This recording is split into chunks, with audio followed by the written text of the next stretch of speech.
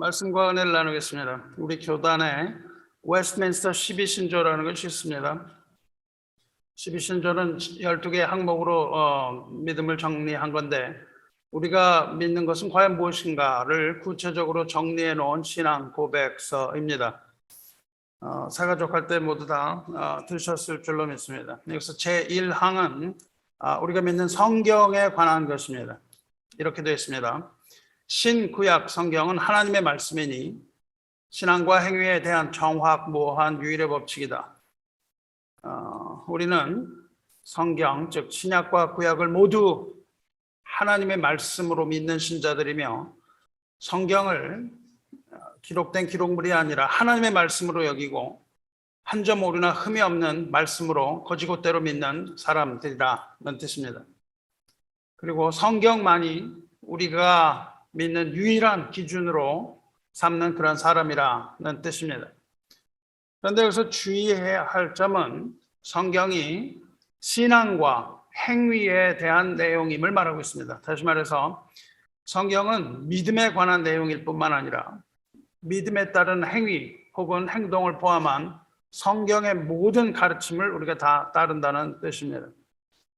성경은 죄인을 구원하시는 하나님의 말씀입니다. 하지만 성경은 구원의 문제만을 다루고 있지 않으며 구원을 얻은 후에는 과연 어떠한 삶을 살아야 하는가 하는 것에 대하여 더욱더 깊고 광범위하게 말씀하고 있습니다.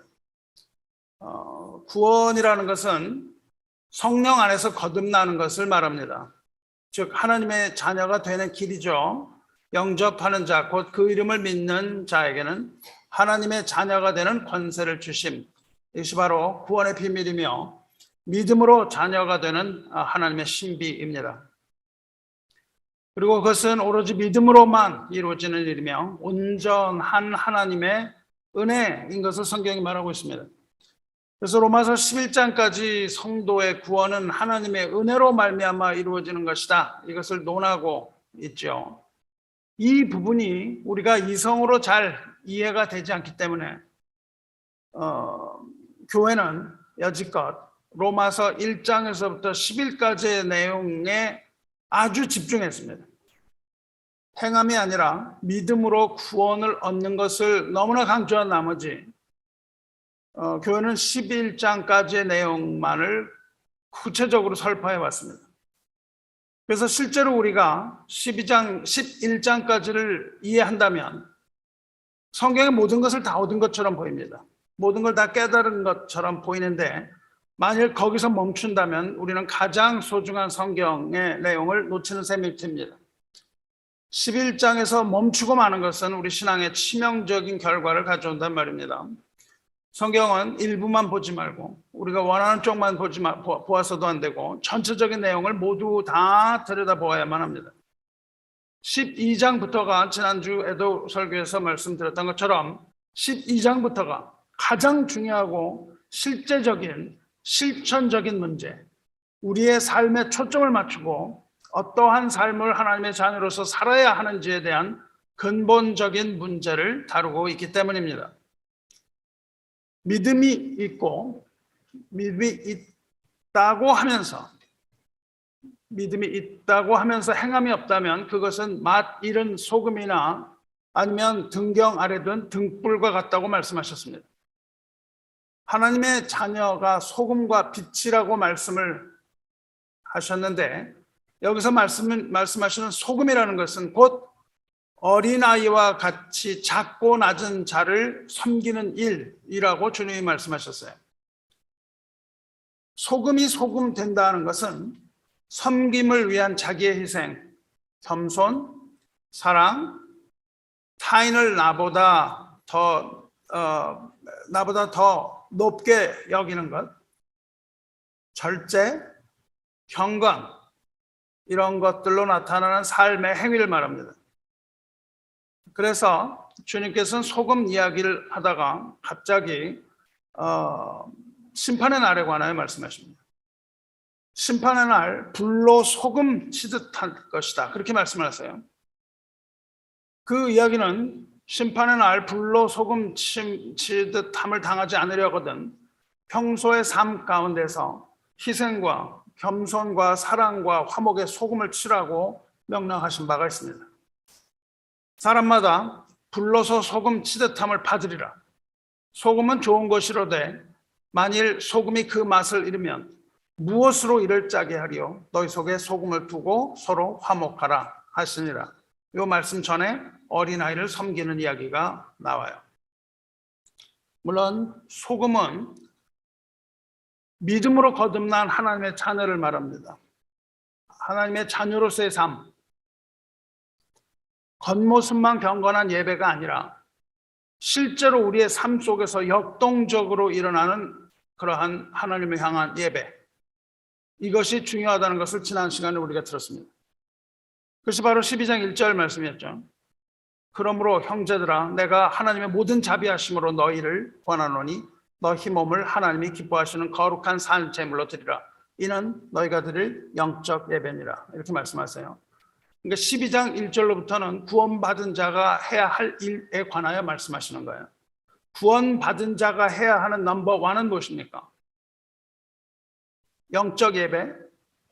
영적 예배는 뭡니까? 우리를 거룩한 산 제물로 하나님께 드리는 것. 여기서 산 제물로 드리는 것은 죄사함의 제물이 아니라고 말씀드렸어요. 왜냐하면 이것은 용서함을 받은 사람에게 주시는 내용이기 때문에 그렇습니다.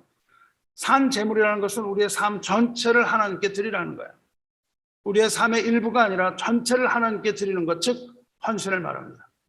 만일 우리가 구원을 받았는데도 구원받은 자녀로서의 삶을 살아내지 못한다면 우리가 구원받은 자녀인지 아닌지 우리가 어떻게 알겠습니까? 그걸 아는 길이 없다는 겁니다. 구원의 은혜를 받은 자로서 복음에 합당한 삶을 살 때만이 우리 구원이 살아서 우리에게 증언을 하는 겁니다. 우리의 삶이 스스로 증인이 되어서 우리가 하나님의 자녀인 것을 증언한다는 뜻이에요. 그래서 그러한 증언자가 없으면 우리는 구원에 확신할 수가 없습니다. 우리가 하나님의 은혜를 받았다면 우리는 그 뜻에 순종하는 삶을 살지 않을 수 없다는 겁니다. 우리가 구원받는 것은 개인적인 구원입니다. 12장부터는 개인을 넘어섭니다. 우리의 삶에 관하여 얘기할 때는요, 언제나 복잡하게 얽힌 관계에 대하여 말합니다. 12장부터는요, 관계예요. 복음에 합당한 삶이라는 것은 결국 관계 속에서 일어나는 삶입니다. 이 관계를 떠나서는 믿음의 실천이란 있을 수 없다는 겁니다. 모든 믿음의 실천은 다 관계로부터 나타난다는 거예요.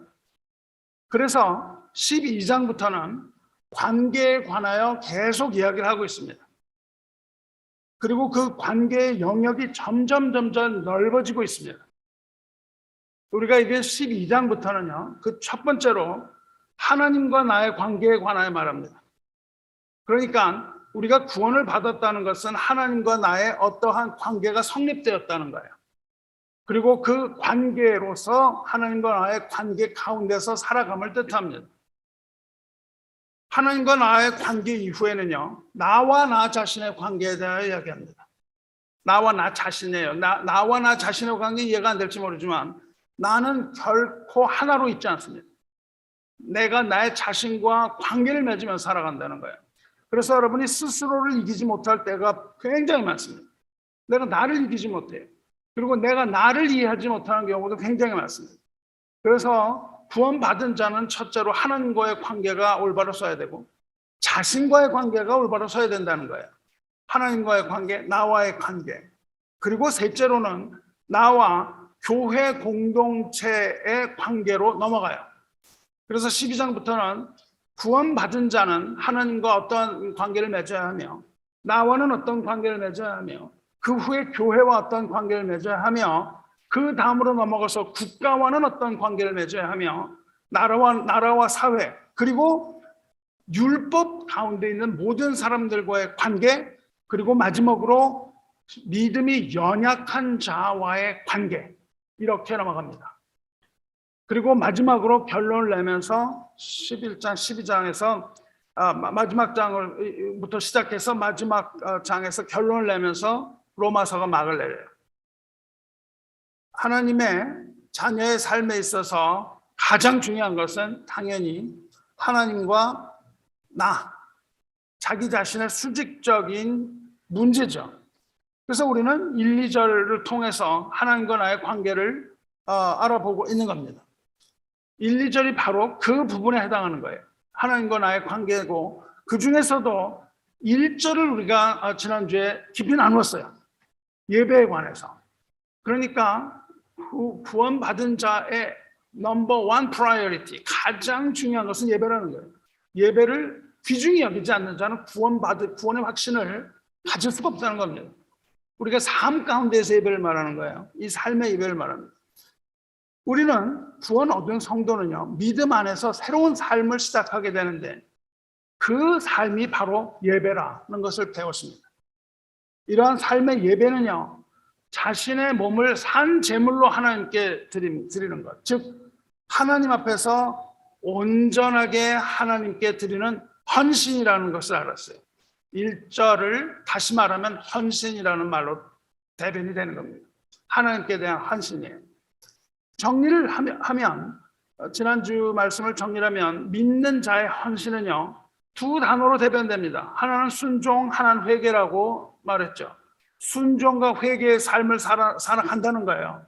그리고 성령의 지배하심을 따라서 그리스도 안에서의 삶, 즉 예배자로서의 온전한 삶을 말하고 있습니다. 그러니까 1절 내용은요, 하나님에 대한 온전한 예배, 온전한 헌신이에요. 이것이 구원받은 자의 특징입니다. 그런데 그렇게 일회성에 그치지 말라는 것이 2절입니다. 1절이 하나님에 대한 온전한 헌신, 온전한 예배라면요, 2절은 무슨 얘기를 하냐면 그 헌신, 하나님께 드림을 계속 매일매일 우리가 유지하고 그것을 지켜나가는 것에 관하여 말해요. 교회 사랑하는 성도 여러분, 우리가요, 뭐를 성취하려는 하는 것은 쉽지 않습니다. 우리가 뭔가 성취하는 것도 중요한데요, 성취보다 더욱 중요한 것은 성취한 것을 지키는 겁니다. 평생을 일해서 뭔가 성취해놓고 그 다음날 잃어버린다면 무슨 소용이 있겠습니까? 그런데 성취보다는요, 그것을 지키는 것이 더 어렵습니다. 우리가 달리기를 하거나 우리 인생에서 말이죠, 2등은 쉽습니다. 2등은 계속 앞을 보고 따라가요. 1등의 뒷공문을 보면서 쫓아가는 겁니다. 정말 힘든 거는 1등을 지키는 겁니다. 1등 하는 사람이 지키는 건 굉장히 어려워요. 맨 앞에 서서 달리는 사람은요, 아무것도 안 보이거든요. 그냥 달린다고요. 2등이 과연 어디까지 나한테 들어와 있는지 이걸 몰라요. 그래서 1등을 지킨다는 건 대단히 힘듭니다. 어느 한순간 잠깐 방심하는 순간에 2등이었던 사람이 휙 지나가잖아요. 이렇게 달리기 경주에서 1등 하기도 어려운데 끝까지 우리 인생에서 1등을 유지하기는 참 어려운 겁니다. 그런데 하나님께서 1등만을 인정하신다는 겁니다. 오로지 1등만을 인정한다고 얘기하고 계세요. 하나님께 드린 이 헌신은요, 우리의 믿음의 기초고 출발점이지만 이 헌신이 일회성이 돼서는 안 된다는 겁니다. 은혜 받은 그날만 그냥 그렇게 해서는 안 된다는 거예요. 그런 것이 아니고 우리 삶의 전 영역에 걸쳐서 끊임없이 지속적으로 유지되어야 하는 것, 이것이 2절입니다. 그러니까 구원받은 사람은 하나님께 헌신하되 그 헌신이 평생토록 일정하게 유지되는 삶을 살아야 된다, 이것입니다. 우리 교회에 그 예를 좀 들어드리려고 하는데, 우리 교회사를 보면 초대 교부 중에 존 크리스텀이라고 부르는 사람이 있습니다. 존 크리소스토머스예요, 원래 이름이. 그 존 크리소스토머스는 황금의 입이라는 뜻입니다. 그냥 말을 굉장히 잘한다는 그런 뜻이겠죠. 이 크리스토소스톰은 아주 대단한 설교가였습니다. 그런데 이분은 미사옥으로 감정을 자극하는 그런 설교자가 아니었고, 성경을 한 글자 한 글자 풀어서 아주 강력한 성령의 힘을 입어서 설교했던 사람이에요. 그가 설교할 때 설교를 듣는 사람이 많이 모였는데요. 설교를 듣는 사람뿐만 아니라 좀도둑들이 거기에 들끓었대요. 왜냐하면 그의 설교를 듣는 동안에 사람들이 그 설교에 정신이 팔려서 자기 소지품을 빼가는 것도 모를 정도로 그렇게 그냥 집중해서 그 말씀을 들었다는 겁니다. 그런데 그는 그토록 위대한 설교자로 기억이 되지만 그의 이름이 아직까지도 이렇게 기억이 되는 것은 그의 그 설교가 아니라 그가 기도의 사람이었다는 사실이에요. 기도의 사람이었다는 겁니다. 그리고 그의 말씀과 기도뿐만 아니라 이분이 무엇보다도 주님의 사랑을 몸으로 실천한 교부였기 때문에 그렇게 기억에 남습니다. 이 사람은요, 말씀을 전하고 기도했지만 그보다 더 사람들을 움직였던 것은 이분이 몸으로 실천했던 것들이에요. 이 사람은 귀족 가문에서 태어났었는데 자신에게 아주 엄격했다 그래요. 자신의 삶에 아주 엄격했어요. 그런데 다른 사람에게 대해서는 많은 관용을 베풀었단 말이죠. 그리고 권력자들한테는 아주 담대하게 나갔고, 그렇지만 헐벗고 힘없는 자에게는 언제나 자비와 동정을 베풀었다. 그렇게 기록이 되어 있어요. 그러던 어느 날 폭동이 일어났어요.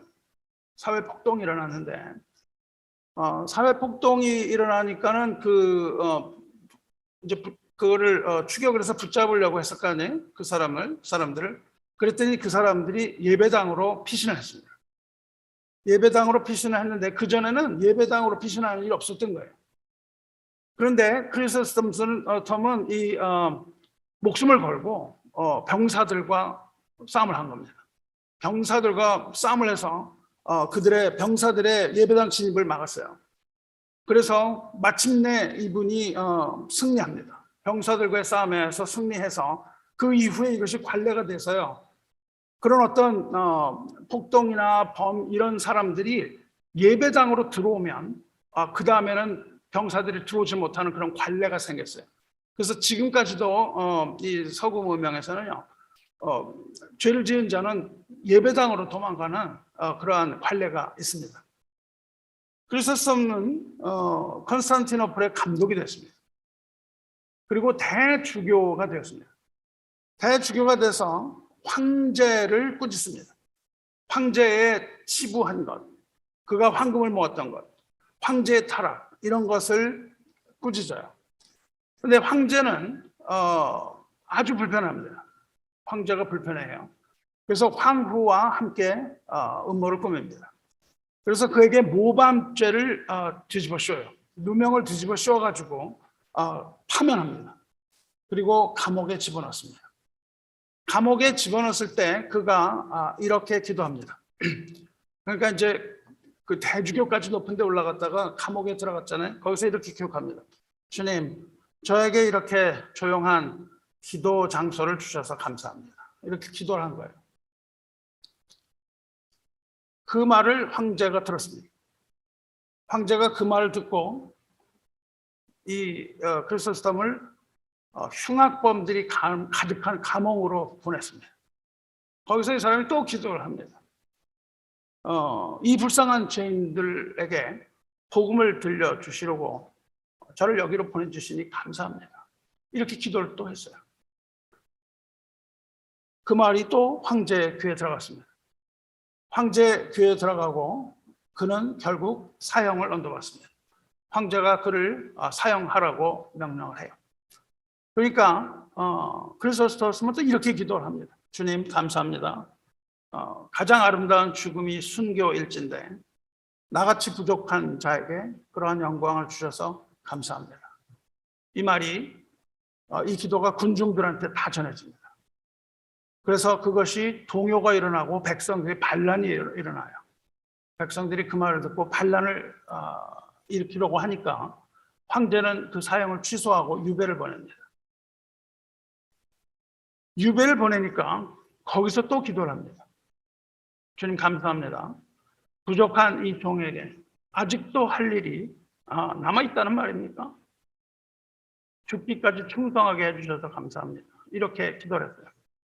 그리고 자기를 유배 보냈던 황제 앞에 나갑니다. 그래서 그는 인생의 마지막 설교를 합니다. 설교 이렇게 했어요. 황제든 누구든 나에게 어떤 핍박을 가해도 나는 상관하지 않겠다. 나는 상관하지 않습니다. 날 핍박해도 나 상관하지 않습니다. 누가 나를 쫓아내면, 당신이 나를 쫓아내면 나는 엘리야가 될 겁니다. 당신이 나를 구덩이에 던져넣으면 나는 에레미야가 됩니다. 당신이 나를 바다에 던지면 나는 요나가 됩니다. 당신이 나를 돌로 치면 나는 스데반 같이 됩니다. 당신이 내 목을 베면 나는 세례요한이 됩니다. 당신이 나를 채찍질하면 나는 사도 바울이 됩니다. 이 말을 하면서 마지막 설교를 전합니다. 이러한 삶을 살았습니다. 믿음과 행함이, 언행이 일치되는 삶을 삽니다. 감옥에 들어가서도 동일한 이야기를 하고요. 또 바깥에 나와서도 동일한 이야기를 하고, 거기서 풀려났을 때도 동일한 마음을 갖고, 그리고 마지막 설교를 그렇게 하고, 그는 참으로 하나님의 백성으로서, 그리고 말씀을 맡은 하나님의 종으로서, 복음을 증거하는 용감한 하나님의 병사로서, 그리고 또 삶의 예배를 통해서 믿음을 증명한 그 증인으로서 담대하게 한평생 살다 갔습니다. 유난히 키가 작았다 그러는데 키가 작았던 이 크리소스톰은 오직 하나님만을 두려워하고 그 외의 어떤 것에도 굴복하지 않았습니다. 그는 교회와 복음의 진리를 수호하고자 했던 찾아보기 힘든 신앙의 인물이고 또 청결한 생활과 또한 진리 그리고 이웃 사람들 사랑 이것을 몸소 실천함으로써 이 치열한 이 세상에서 하나님의 자녀가 과연 어떠한 삶을 살아야 하는지에 대하여 우리의 영혼을 일깨워줍니다. 믿음을 가지고 이렇게 실천하는 삶을 살았던 크리소스톰이 이 오늘 읽은 로마서 12장 2절 우리의 헌신을 유지해야 된다는 내용의 이 로마서 12장 2절에 대하여 설교한 바가 있습니다. 그는 이렇게 기록을 했어요. 강조해서 이렇게 기록합니다. 주를 위해서 한 번 죽는 건 어려운 일이다. 죽기가 어렵다는 거예요. 주님을 위해서 죽기는 어려운 일이다. 하지만 평생을 주를 위해 사는 것이 더 어렵다. 무슨 말인지 아시겠습니까? 주를 위해 죽는 자도 없고 주를 위해 죽는 것은 너무너무 어렵지만 주님을 위해서 사는 건 더 어렵다는 겁니다. 그러나 우리는 더욱더 적극적으로 우리의 몸을 하나님이 기뻐하시는 산 제물로 드려야 하고 우리는 하나님께 영적인 예배를 드려야 한다. 이렇게 얘기를 해요. 다시 말해서 죽는 것은요. 한 번 죽는다는 겁니다. 사는 것은요. 평생을 살아야 되는 거예요. 우리가 구원받고 우리의 주님께서 우리를 부르시는 그날까지 평생을 살아야 되는데 과연 그 평생 동안에 우리가 하나님을 예배하는 삶을 살 수가 있는 것인가? 진정으로 내가 예배자로 서서 그 예배자로서 흔들리지 않는 삶을 살 수가 있는 것인가 하는 것을 설교한 거예요. 주 안에 사랑하는 성도 여러분, 저와 여러분 주님을 위해서 죽을 각오가 돼 있습니까? 어렵죠. 하지만 그보다 더 어려운 것은 주님을 위해서 지속적이고 꾸준한 흔들리지 않는 이 삶의 예배를 드리는 겁니다. 이것은 너무나도 어려운 일입니다. 주를 위해서 죽는 것보다 주를 위해서 평생을 산다는 것이 훨씬 더 어렵다는 이 크리소스톰의 말은 우리에게 시사하는 바가 큽니다. 우리는 과연 어떠한 삶을 살아야 하겠습니까? 너희는 이 세대를 본받지 말고 라는 말로 시작하죠. 지속적인 헌신이 어려운 이유는요. 우리가 이 땅에 살고 있기 때문입니다. 우리가 한번 죽어서 천국에 가면 죽기가 어렵지 말이죠. 그 다음에 뭐가 어렵겠습니까? 그런데 이 땅의 삶은 말이죠. 그 헌신을 지키기가 어려운 이 땅에 계속 산다는 거예요. 우리로 하여금 하나님 앞에 계속적으로 그 하나님의 헌신을 유지하지 못하게 하는 것은 이 세대예요. 이 세대가 우리를 딴지를 걸고 있는 거예요. 여기서 세대라는 말을 쓰는데요. 이 세대라는 말은 이 시간을 뜻합니다. 이것은 헬라어의 아이온이라는 단어를 쓰는데 이것은 코스모스, 세상이라는 것과 동일한 의미예요. 세대라는 것은 세상이라는 것과 동의합니다. 세상은, 우리가 살고 있는 세상은 우리로 하여금 헌신하지 못하도록 끊임없이 방해를 하고 우리를 부르고 있는 겁니다. 이 세상은요, 어떤 세상입니까? 이 세상은 사탄을 신으로 섬기는 악한 세대라는 겁니다. 이 세상의 신인 마귀가 믿지 않는 자들의 마음을 혼미하게 하는 세대라고 말하고 있어요. 믿지 않는 사람들을 혼미하게 한다고요. 그런데 믿지 않는 자를 혼미하게 할 뿐만 아니라 하나님의 자녀라도 할 수만 있다면 어떻게 해서든지 믿음에서 멀어지게 하고 예배를 드리지 못하게 하는 것이 최대의 목표입니다. 우리가 예배 드리지 못하는 것은 마귀에게 끌려간 거예요. 마침내 멸망시키려고 미혹하는 악한 세상이 우리를 잡아당기고 있어서 그렇게 하지 말라는 겁니다. 그런데 성도는요, 그 악한 세상에서 건짐을 받은 자예요. 갈라디아서 1장 4절에 이렇게 말합니다. 그리스도께서 하나님, 곧 우리 아버지의 뜻을 따라 이 악한 세대에서 우리를 건지시려고 우리 죄를 대속하기 위하여 자기 몸을 주셨으니 영광이 그에게 세세토록 있을지어다. 아멘. 그렇게 시작하죠. 우리를 이 악한 세대에서 건지시기 위하여 죽으셨다는 거예요. 그러니까 예수의 죽으심을 믿는 자는 악한 세대에서 건짐을 받는 거예요.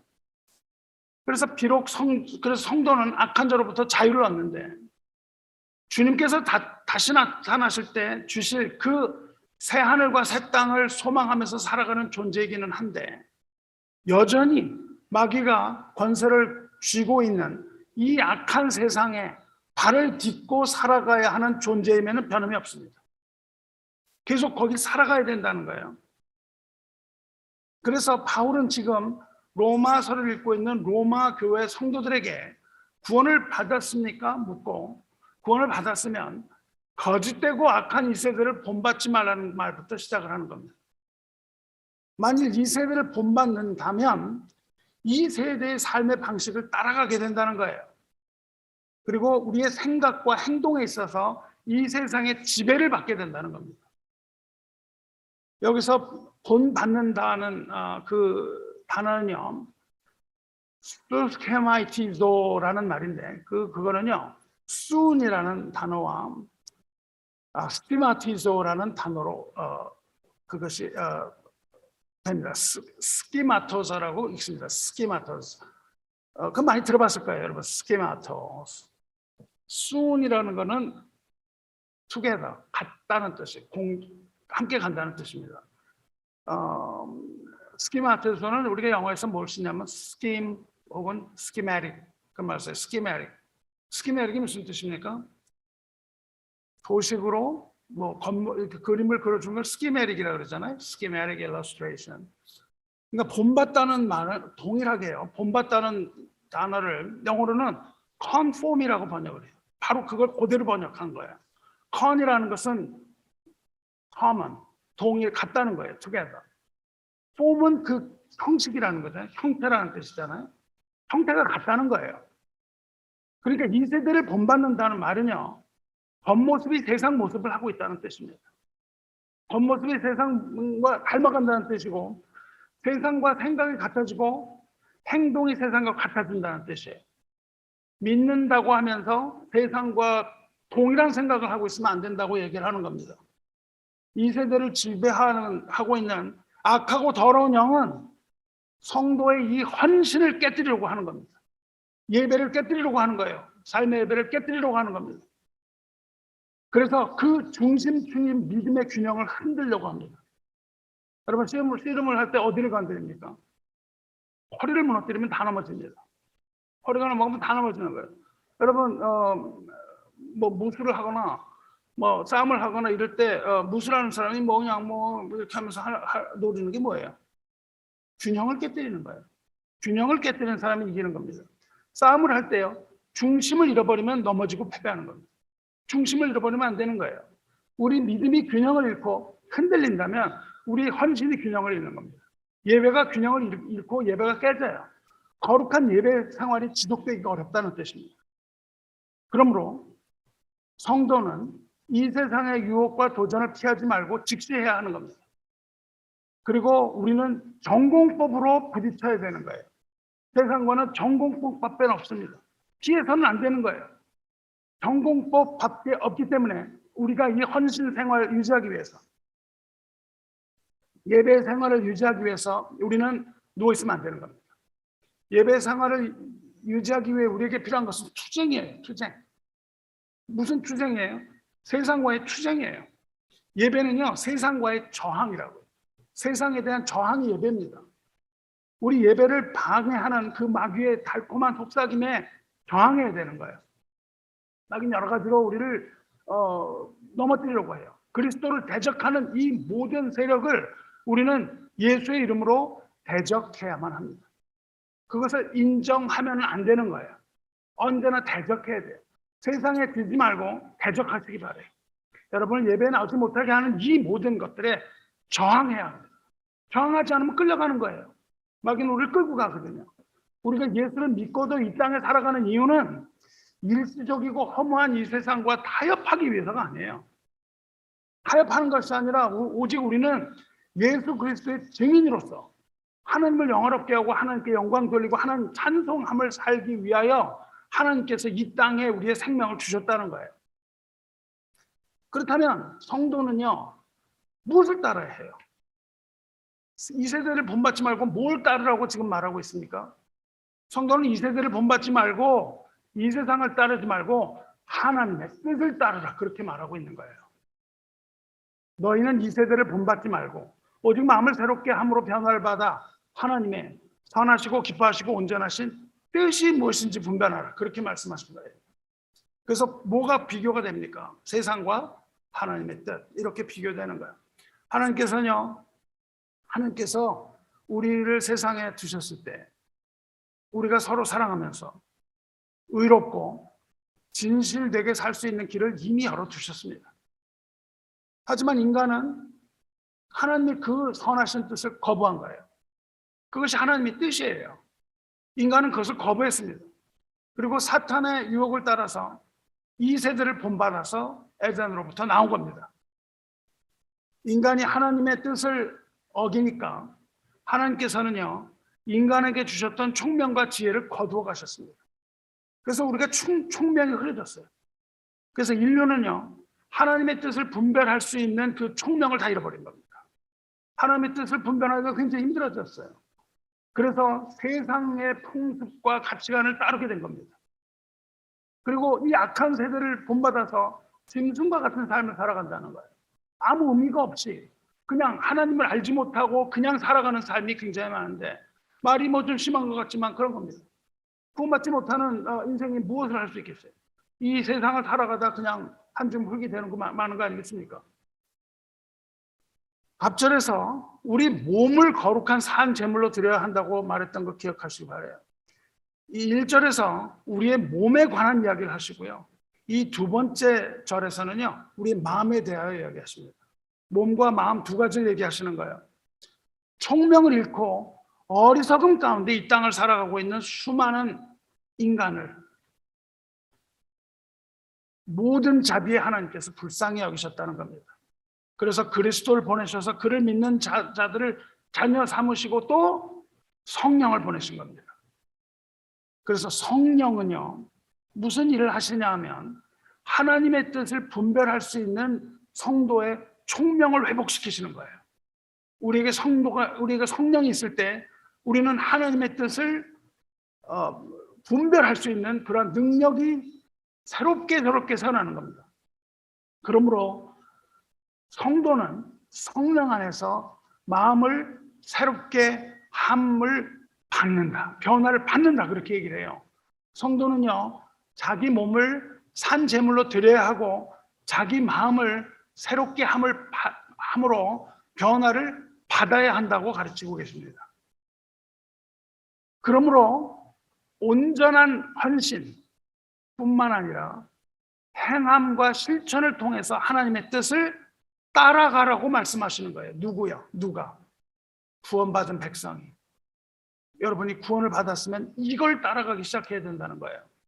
성령은 우리를 거듭나게 하시죠. 구원받게 하시고 끝나는 것이 아니고 우리를 구원하신 후에 우리의 어두운 마음을 밝혀주시는 역할을 하시는 거예요.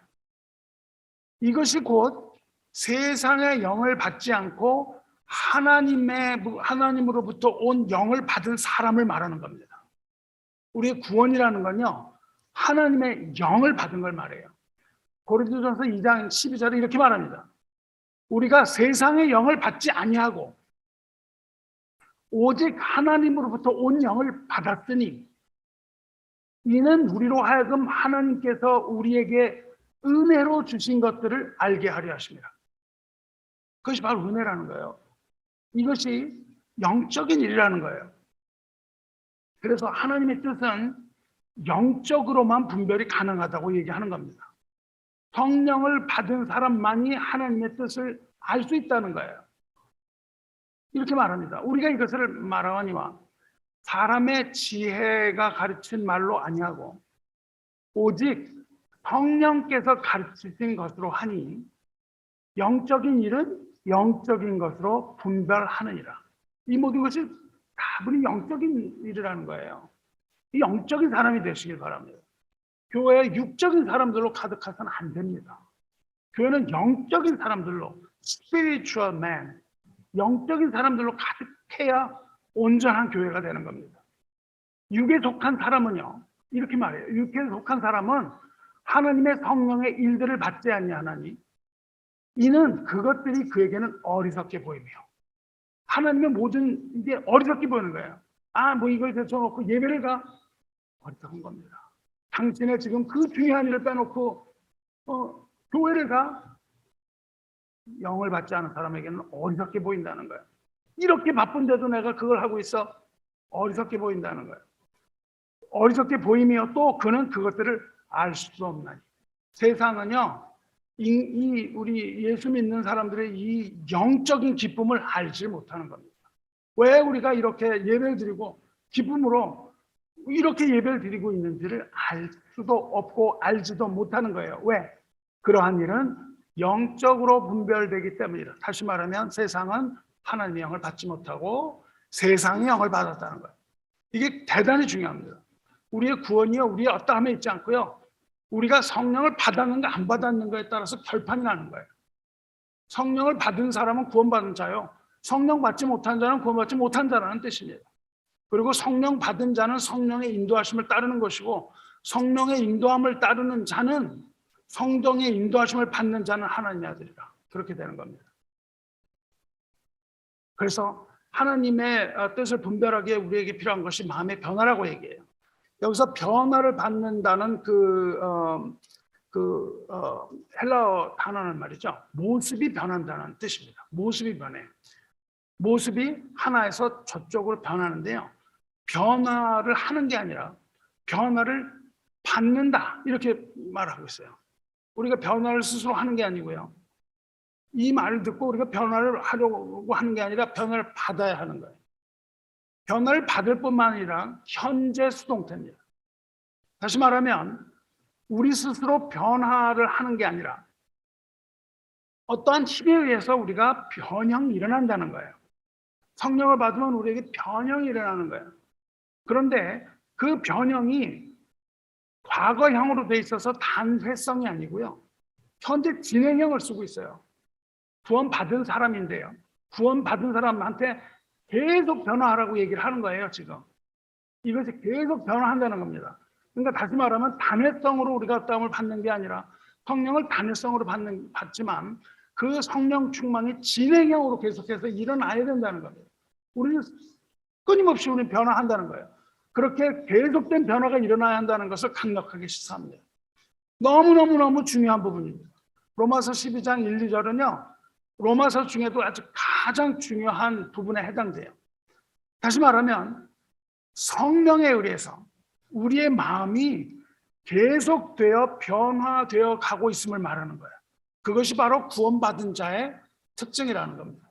그것이 바로 구원받은 자의 특징이에요. 우리가 이렇게 성령 안에서 우리의 마음을 새롭게 할 때 우리는 이 세대의 모습을 버릴 수 있다는 겁니다. 더 이상 이 세대를 따라가지 않아요. 그리고 우리는 어떻게 변화되어 갑니까? 어떻게 계속해서 변화됩니까? 우리는 본래의 형상으로 되돌아가는 걸 말합니다. 우리의 본래 형상이 뭐죠? 하나님의 형상입니다. 하나님의 형상을 따라 지으심을 받았는데 그게 다 훼손됐다고요. 그런데 우리가 계속 변화함을 받아 어떻게 되어가는 거예요? 하나님의 모습을 점점 닮아가는 겁니다. 예수 그리스도의 속성을 점점 닮아가는 거예요. 우리가 분별해야 하는 것이 바로 그것입니다. 이렇게 성령을 받은 사람은 하나님의 뜻 세 가지를 분별할 수 있다고 되어 있어요. 어떤 세 가지 뜻입니까? 선하시고 기뻐하시고 온전하신 뜻, 이렇게 세 가지를 얘기해요. 첫째로 하나님의 선하신 뜻을 분별해야 됩니다. 무엇이 선한지 알아야 돼요. 하나님의 뜻은 언제나 선합니다. 하나님의 뜻은 언제나 선해요. 하나님이 선하시기 때문에 선한 일을 하시는 게 아니에요. 하나님이 뭐 선한 일을 하셔야 된다, 이게 아니에요. 우리가 생각하는 선한 일을 하시는 게 아니에요. 하나님이 하시는 일이 선합니다. 하나님이 하시기 때문에 선한 거예요. 우리가 그것을 선하다고 여기건, 우리가 그것을 악하다고 여기건, 그것은 선한 일입니다. 그것이 하나님의 선한 뜻이에요. 선의 기준은 인간에 있지 않다는 뜻입니다. 선의 기준이 우리에게 있지 않다고요. 선의 기준이 오직 하나님의 말씀 안에만 있는 겁니다. 하나님이 옳다고 하신 것만이 옳은 거예요. 우리가 가지고 있는 도덕적인 어떤 선은 절대적이지가 않습니다. 계속 변하는 거예요. 우리의 상황과 교육과 경험과 이런 것에 따라서 선악이 뒤집어집니다. 하지만 하나님의 선악은 언제나 절대적입니다. 우리가 따라가는 진리는 언제나 상대적인 진리예요. 뭐 과학을 하시는 분이나 뭐 철학을 하시는 분이나 상대적인 진리예요. 조건 진리입니다. 하나님의 지금 절대 진리예요. 이 절대 진리는 우리는 따라가는 겁니다. 하나님의만이 선의 기준이에요. 왜냐? 선이라고 하는 것이 바로 하나님의 본질이기 때문에 그렇습니다. 하나님은 선이시기 때문에 그래요. 그래서 우리는 언제나 성령 안에서만 선과 악을 구별할 수 있는 겁니다. 성령이 아니고서는 옳고 그름을 가릴 수가 없는 거예요. 오직 성령 안에서 우리는 악을 버려야 되는 걸 아는 겁니다. 그리고 선을 취해야 되는 것을 구별하게 되는 거예요. 그래서 우리는 오직 하나님의 말씀에 근거해서 하나님의 선하신 뜻이 뭔지 알 수 있는 거예요. 하나님의 선한 뜻을 추구하는 것이 구원받은 하나님의 자녀의 모습입니다. 이것을 계속해서 여러분이 고민해야 돼요. 하나님의 뜻이 무엇인가? 지금 뭔가 결정하려고 할 때요, 하나님의 선하신 뜻이 무엇인가 해야 됩니다. 이 새로운 마음으로 우리가 변화를 받아서 하나님의 선하신 뜻이 어디 있는지 분별하는 능력을 얻으시기를 주님의 이름으로 축원합니다. 두 번째로는요, 우리는 하나님이 기뻐하시는 뜻이 뭔가를 분별해야 돼요. 뭐가 하나님을 기뻐하시게 하는 건가? 이게 하나님을 기뻐하시는 걸까? 이렇게 되면 하나님 기뻐하실까? 아니면 하지 말아야 되는 겁니다. 생각해 보면 압니다. 우리가 성령 안에 있으면요, 무엇이 하나님을 기뻐하시는 건지 압니까, 모릅니까? 안다고요. 여러분이 모르는 게 어디 있어요? 다 알죠. 다 알잖아요. 우리가 뭐가 하나님을 기쁘게 하는지, 우리가 무엇을 입든지 먹든지 뭘 마시든지 무엇을 어떤 일 결정할 때도요, 이것이 어떻게 하는 것이 하나님 기쁘시게 할 건가 생각을 해야 된다고요. 우리에게 이렇게 하는 게 나에게 아주 좋은 거예요. 수많은 이익이 있다 할지라도 만일 그것이 하나님을 기쁘게 하는 것이 아니면 우리는 절대 그 일을 하면 안 된다는 겁니다. 내가 할 수 없어서 안 하는 게 아니에요. 내가 이것을 분명히 할 수도 있고 할 수 있는 권리도 있고 모든 할 수 있는 자유가 우리에게 있지만 우리는 절대로 하나님이 기뻐하시지 않는 것을 결정해서는 안 된다는 거예요. 그것을 위해서 우리는 성령의 도우심을 필요로 하는 겁니다. 하나님께서는 하나님께서는요, 하나님의 뜻은 모두가 하나님 기뻐하시는 대로 하는 거예요.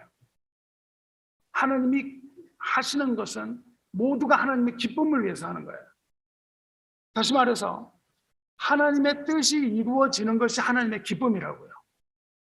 하늘에서 이루어진 것처럼 이 땅에서 이루어지는 것이 하나님의 기쁨이에요. 그러므로 언제 하나님 기뻐하신다는 겁니까? 우리가 하나님의 뜻에 합당한 삶을 살 때에 그것이 하나님께 기쁨이라는 거예요. 하나님의 원래 그 창조의 목적을 우리가 이루어 갈 때, 혹은 하나님께서 그 목적을 이루어 가실 때 하나님께서 기뻐하신다는 거예요. 하나님의 기뻐하시는 것이 우리가 뭔지 알아야 순종하잖아요. 근데 그렇게 하기 위해서 우리에게 필요한 것은 뭡니까? 분별력이라고요.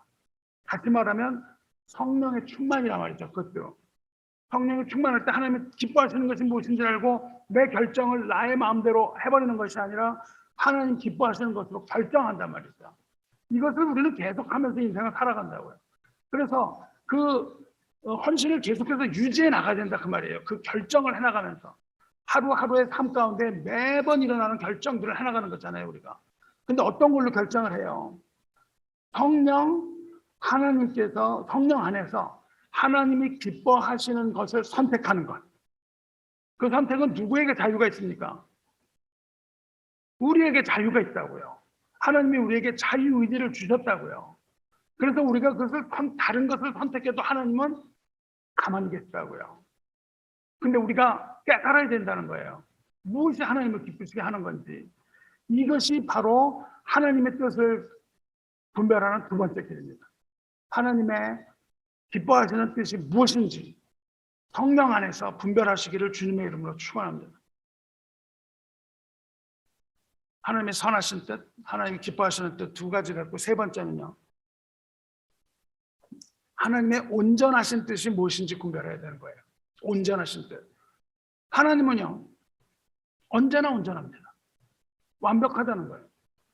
그 온전하다는 말은 끝이라는 말씀입니다. 예수께서 뭐라고 말씀하십니까? 내가 알파의 오메가 말씀하시잖아요. 처음부터 끝까지 동일하다는 말씀입니다. 나는 완전하다는 것을 말씀하십니다. 하나님의 뜻은 온전하고 완벽합니다. 인간의 뜻은 어때요? 인간의 뜻은 타락한 욕심의 모습을 갖고 있어요. 우리의 뜻을 정하게 하는 건 욕심입니다. 우리 마음 가운데 있는 죄예요. 그래서 우리의 그 어떤 뜻도 온전할 수가 없습니다. 어떤 뜻도 온전하지 못하다는 거예요. 하지만 계시된 하나님의 뜻은 그 자체로 완벽해요. 흠결이 없고 영적으로나 도덕적으로 하나님의 말씀이 완전 무결한 것을 믿으시기 바라요. 하나님의 뜻은요, 아이러니하게도 하나님의 사랑과 공의가 함께 완벽하게 만족이 돼요. 인간으로는 사랑과 공의를 도저히 온전하게 만족시키지 못해요. 그런 뜻을 가질 수가 없습니다. 하나님께서는요, 공의를 지키기 위해서 사랑을 잃어버리지 않으십니다. 그리고 사랑을 지키기 위해서 공의를 잃어버리지도 않으세요. 왜냐하면 하나님은 하나님 자체로 완벽하고 온전하신 분이기 때문에, 온전하신 하나님 안에서, 성령 안에서 흠없고 완벽한 하나님의 그 온전하신 뜻을 구별하시기를 축원합니다. 이렇게 세 가지 뜻입니다. 선하신 뜻, 기뻐하시는 뜻, 그리고 온전하신 뜻. 이 세 가지 뜻은요, 이 세대의 눈을 가지고는 분별할 수가 없는 거예요. 이 세상의 가치관을 가지고 분별할 수가 없고, 오직 성령을 통해서 마음을 새롭게 하여 변화를 받아야만 그것을 구별하는 것이고, 11장 이전까지가 그 얘기를 계속한 거라고요. 그래서 우리가 여태까지 교회를 다니면서 들으신 그 모든 것들이 바로 12장을 위하여 존재하는 겁니다. 그것으로 끊어져서는 안 되는 거예요. 성령 충만할 때 우리는 하나님의 뜻을 분별하고, 하나님의 자녀는 그 성령 안에서 하나님의 뜻을 분별할 수 있는 겁니다. 세상의 모습을 닮아가지 말고, 세상의 가치관이나 풍습이나 이런 거에 끌려가지 말고, 오직 성령과 말씀으로서 마음을 새롭게 하여 변화를 받아들여야 하는 겁니다. 그렇다면 우리는 이제 선하시고 기뻐하시고 온전하신 하나님의 뜻을 분별할 수 있게 되는 겁니다. 성도는 비록 이 세상에 살지만 영적인 사람이 되는 겁니다. 세상에서 하나님의 뜻을 분별하는 사람이 되는 거예요. 성령 안에서 하나님의 뜻을 준행하는 사람이 되는 겁니다. 그때에 자기의 몸을 하나님이 기뻐하시는 산 제물로 드릴 수 있고 영적인 예배를 드릴 수 있게 되는 거예요. 이 모든 것을 이루기 위해서 우리는 이제 다시 처음 그 구절에 처음으로 돌아가요. 이 세대를 본받지 말라는 그 말씀으로 다시 돌아가고 마치려고 합니다. 앞서서 제가 세대와 세상이 동의라고 말씀드렸잖아요. 하나님 입장에서 보면 완벽한 동의입니다. 우리는 공간과 시간이 전혀 다른 거라고 생각을 하는데 하나님 입장에서는 공간과 시간은 동일한 겁니다. 세대를 구분할 때 이 두 가지 관점으로 봅니다. 하나는요, 세대라는 관점, 하나는 세상이라는 관점으로 봐요. 세대는 보이지가 않습니다. 세대는 안 보여요. 세대는 시간이기 때문에 보이지가 않습니다. 세대는 시간적이고 보이지 않는 세대, 아이온의 관점이에요. 세상은 어째요? 공간적이고 현실적입니다. 그래서 그것들은 보이는 거예요. 세상은 우리 눈에 보여요. 세대는 눈에 보이지 않습니다. 그런데 이 두 가지 모두, 보이는 것과 보이지 않는 이 두 가지 모두가 무엇을 말하냐 하면 사람을 뜻합니다. 그 두 가지가 다 인간을 뜻해요. 특히 히브리인의 관점에서 볼 때 세대는요, 마지막을 의미합니다. 세대라는 것은 꼭 마지막을 의미해요. 마지막 때를 의미해요. 여기서 바울이 이 세대를 본받지 말라고 하는 건요, 자동적으로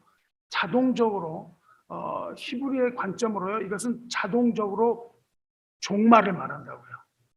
마지막 때를 말하는 것을 아셔야 돼요. 세대라는 말은요. 즉 종말론적 관점에서 이걸 봐야 돼요. 그래서 늘 세대라고 얘기할 때는요, 이 세대 혹은 현 세대, 이미 우리에게 온 세대, the present age라고 하는 세대가 있어요. 우리가 살아가는 세대입니다. 그리고 그거에 반대되는 건 뭐냐면요, 앞으로 올 세대입니다. 그건 뭐냐면요, age to come 이렇게 말해요. age to come. 앞으로 올 세대를 말합니다. 그런데 이 세대를 말할 때요, 이 세대는 언제나 악으로 표현됩니다. 이 세대는 악이에요. 현재 있는 present age는 언제나 악입니다. 그리고 그 악은 전진해요. 악이 점점 더 커진다고요. 언제까지? 죄악이 하나님의 눈에 보실 때 죄악이 관영, 가득할 때까지 커지는 거예요. 죄악이 가득하지 않으면 심판이 없습니다. 심판은요, 죄악이 가득했을 때 심판이에요. 그 전까지는 하나님은 어떻게 하세요? 하루를 천년같이, 천년 하루같이 기다리신다고요. 우리가 잘못해도 기다리세요. 계속해서 기다리십니다. 그래서 언제나 이 세대는 악으로 표현되고요. 사람이라고 그랬잖아요. 사람. 마지막 세대, 올 세대는요, 언제나 뭘 얘기하냐면 하나님의 백성을 얘기합니다. 이 세대와 올 세대는요, 하나님의 백성인 자들과 백성이 아닌 자들로 구별하는 거예요. 우리는 그것을 뭐 시간을 가지고 얘기를 하고 지금, 나중에, 천년 후, 그게 아닙니다. 하나님에게 있어서 우리가 가지고 있는 시간은 아무런 중요성을 가지지 않아요. 하나님이 이 시간 속에서 살고 계시지 않기 때문입니다. 그래서 세대라는 것과 세상이라는 것은 동일하고요. 세상이라고 하는 것은 하나님의 백성을 제외한 모든 것을 말합니다. 그리고 올 세대라고 얘기할 때는 그것이 시간적으로 온다는 뜻이 아니고 하나님의 백성을 얘기하는 거예요. 이것이 우리가 잘 알아야 하는 겁니다.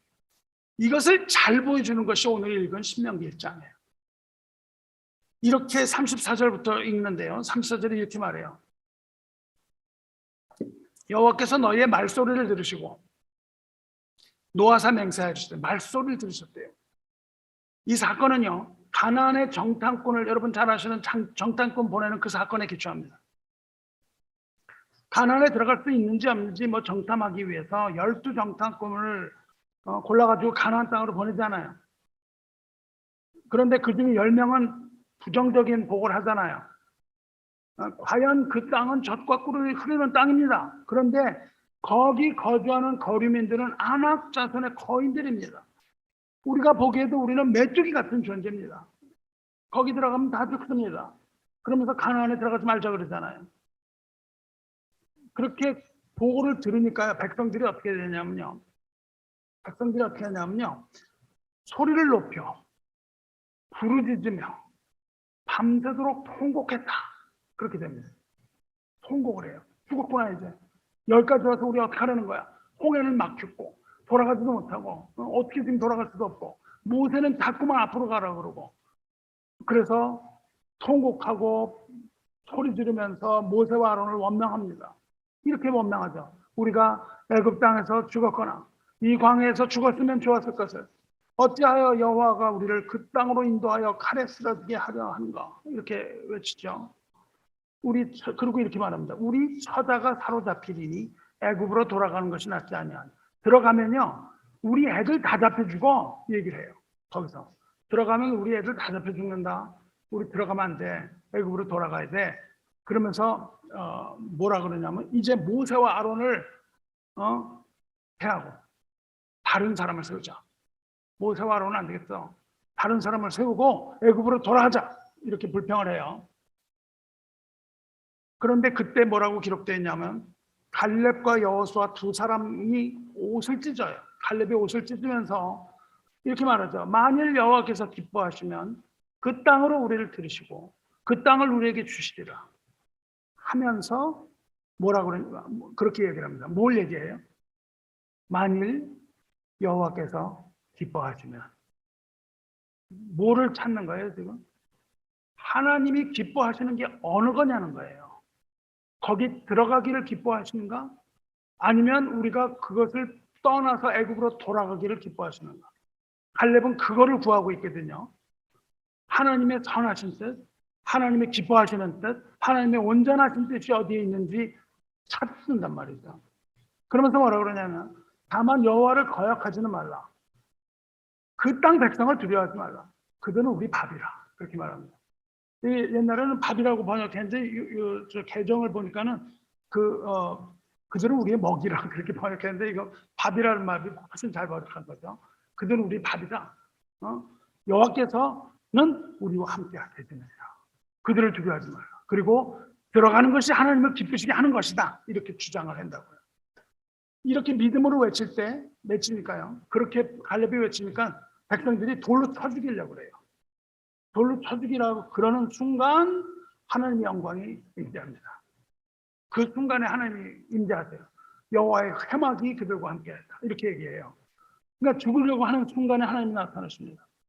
이렇게 이들이 밤새도록 부르짖으면서 차라리 죽는 게 낫겠다. 이런 망언을 늘어놓으면서 애굽으로 돌아가자고 소리를 질렀는데 이 34절에 뭐라 그래요? 하나님이 그 말소리를 들으시고 그 말소리가 하나님 들으셨다고요. 그리고 하나님께서 그들을 향하여 뭐라고 부르세요? 이 악한 세대라고 부르신다고요. 그것을 보고 이 악한 세대라고 부르세요. 이 악한 세대. 로마서가 말하는 그 악한 세대를 말하는데요. 악한 세대는 뭐냐면은 두 사람을 빼놓은 모든 자입니다. 대다수의 사람, 거의 대부분의 사람이에요. 갈렙과 여호수아를 제외한 모든 백성을 이 악한 세대라고 부르세요. 이들은 하나님의 기적을 다 목도하고 하나님의 선하시고 기뻐하고 온전하신 뜻이 뭔지 들었어요. 들었다고요. 하나님이 거기 들어가는 걸 기뻐하신다는 걸 들었어요. 하나님이 그들에게 가나안을 주는 것을 기뻐하신다는 것을 들었는데 그 뜻을 구하기는커녕 두려움에 사로잡혔습니다. 두려움에 사로잡혔는데 두려움은 어디서 와요? 세상이 주는 두려움이죠. 세상이 주는 두려움에 사로잡혀서 하나님과 모세를 원망하면서 반역했습니다. 그것이 그 세대예요. 악한 세대라고 그랬어요. 그래서 하나님께서는 그들을 향하여 이 악한 세대라고 그러십니다. 그러면서 뭐라고 하시냐면 이들 중에는 그들을 볼 자가 하나도 없어요. 말씀하세요. 그런데 두 사람, 오직 두 사람 여호수아와 갈렙은 하나님께 순종했던 그 사람들은 그리고 하나님의 기뻐하신 뜻을 선택했던 그 사람들은 뭐라고 그러냐면 너희가 나가서 밟은 땅이 다 너희 거다. 그렇게 말씀하세요. 너희가 나가서 밟았던 땅이 다 너희 것이 된다. 그리고 불순종한 나머지는 악한 세대는 모두 가나안에 들어가지 못하고 광야에서 생을 마칩니다. 하나님께서는 그 세대로 하여금 광야에서 넘어지게 하셨어요. 그런데 그 다음 세대가 거기로 들어갑니다. 다음 세대가 들어가요. 근데 뭐라 그러시냐면요. 또 너희가 사로잡히리라 하던 너희의 아이들과 당시의 선악을 분별하지 못하던 너희의 자녀들도 그리로 들어갈 것이라. 누구를 들어보내신다고요? 이 믿음 없는 1세대가 들어가면 다 잡혀 죽을 거라는 자녀들 있잖아요. 그 자녀들을 들어보내신다는 거예요. 이 두 세대를 얘기하고 있는 거예요. 지금 하나님은 이것을 우리에게 보여주고 계십니다. 이 정탐꾼 소리를 듣고 절망해서 소리칠 때 뭐라 그러셨어요? 어찌하여 여호와가 우리를 그 땅으로 인도하여 칼에 쓰러지게 하려 하는가, 이렇게 하면서 우리 처자가 사로잡히리니 애굽으로 돌아가는 것이 낫지 않냐, 이렇게 부르짖었거든요. 그거를 보고를 받고 가나안인들이 너무 강해서 들어가면 다 우리 아이들 죽는다고 외쳤던 그 생각과는 정반대 일을 하시는 거예요. 그 자녀들이 죽는 게 아니라 자녀들이 가나안으로 들어갑니다. 선악을 구별하지 못했던 그 세대는 하나님의 진노에서 벗어나고 마침내 그들이 오는 세대가 돼서 가나안으로 입성합니다. 여기서 상징적으로 하나님은 악한 세대와 오는 세대를 보여주십니다. 악한 세대. 이 악한 세대는 누구예요? 하나님의 뜻과 상관없이 두려움에 자신을 맡겨버리고 세상의 두려움과 동일한 동조하는 세력입니다. 세상과 동조를 해요. 세상의 두려움과 동일한 모습을 보입니다. 그리고 마침내 세상이 주는 두려움에 휩싸이는 사람들을 말합니다. 세상한테 지는 거예요. 그래서 하나님의 뜻을 분별하지 못한 사람들입니다. 이것이 바로 이 세대. 이렇게 하는 것이 이 세대를 본받는 거예요. 거의 모든 백성이 다 그 불신앙의 편에 섭니다. 오직 모세와 아론, 여호수아, 갈림만이 남죠. 성도 여러분, 이 세대는 어떻습니까? 대부분의 세상 사람들이 생각하고 말하는 논리가 있습니다. 우리는 그것을 거부하기가 힘들어요. 모든 사람이 얘기합니다. 모든 사람이 얘기를 해요. 많은 사람들이 그렇게 얘기하는데 그 많은 사람들이 생각하는 것이 옳은 것이 아닙니다. 다수를 따라가는 것이 옳은 일이 아니라고 하나님 말씀하세요. 시편을 통해서 말씀하십니다.